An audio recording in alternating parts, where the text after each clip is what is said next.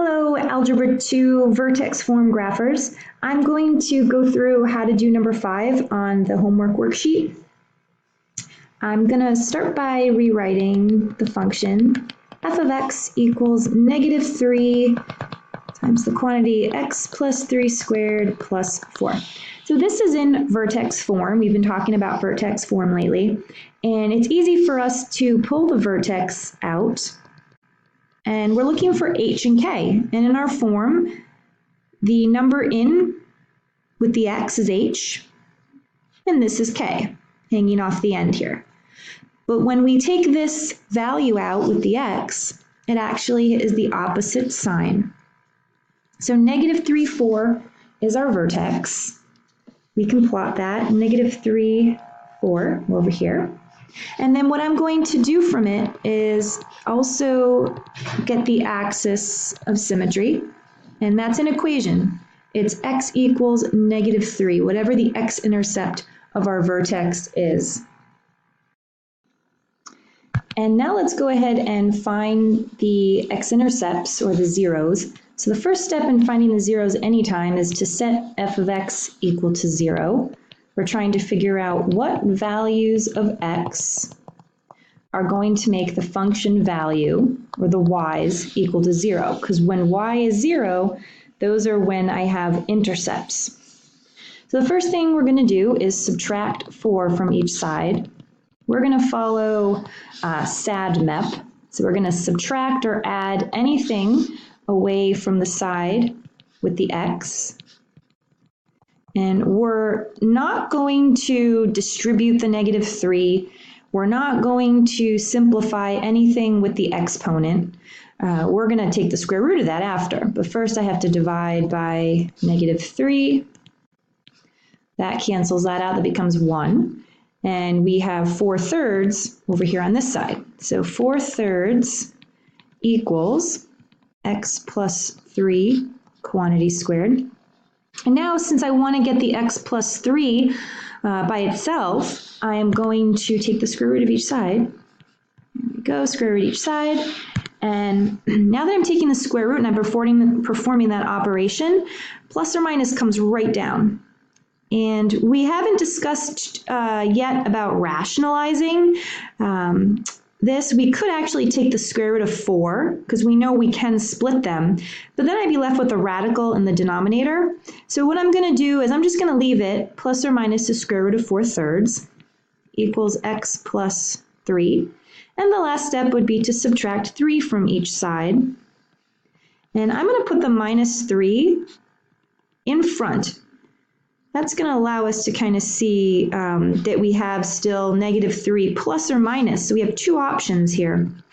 We have x either equal to negative 3 plus square root of 4/3, or x could be equal to negative 3 minus the square root of 4/3. And these right here are our x-intercepts. These are the exact answers. Right? They're not approximations with decimals. The decimals will help us graph it, but these are the exact places, these are the exact values where if we use those for x in the original equation, we would get 0 as a result. So we can take these two values to the calculator and put those in. So we have negative 3 plus, and we can't do plus or minus at the same time. So we're going to do plus first, and I'm going to do 4 divided by 3, because that's 4/3. And I'll hit enter. Oops, that's not giving me approximation, so let me get one there. So negative 1.8453. And then we're going to go back in and calculate the other option, negative 3 minus the square root of 4/3. Oh, again, that didn't give me an approximation. There we go. So it's about negative 4.1547. You know, we're going to use those approximations for the graphing. So let's say this is approximately, let me make a little squiggle here. So it's approximately negative 1.84 And this one's approximately negative 4.15. All right, so if we put those in, negative 4.15, well, it's somewhere around here, negative 1.84, right around here. Let me draw in this axis of symmetry, and I can start sketching in the graph. But what I want to do is I want to see if I can find what the y-intercept would be over here. So let's see, let's put our zeros in. So our zeros are, it's going to take a little bit of space, negative 3 plus 4/3, radical 4/3, 0. And the other one is negative 3 minus square root of 4/3 and 0. So those are my zeros. Now let's find my y-intercept. I'm going to make a little box here so I can do my y-intercept. I apologize if this is getting too busy. Actually, I might not have enough room for that. So let's just work over here on this side. So the y-intercept. So the y-intercept is when x is 0. I'm going to use the original equation again, but instead of putting x in, I'm going to figure out what happens when x is 0. Because at the y-intercept, x is 0. So let's start simplifying. I have negative 3, and I have 3 squared plus 4. Then I have negative 3 times 9 plus 4. Oh boy, negative 27 plus 4. That's not going to give me an option to put that on this graph, but I can still figure out what it is. So negative 23. So I know that my y-intercept is 0, negative 23. That's my y-intercept. And that would be somewhere way down here. But that's all right. We'll just connect up these intercepts here. The x-intercepts. So this is going all the way down. So from here, I can find that we have an absolute maximum. We have an absolute max value of 4.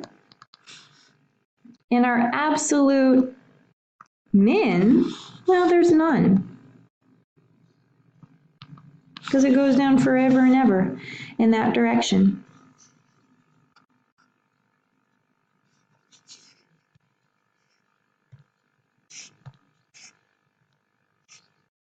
And let's do one more thing, the domain and range.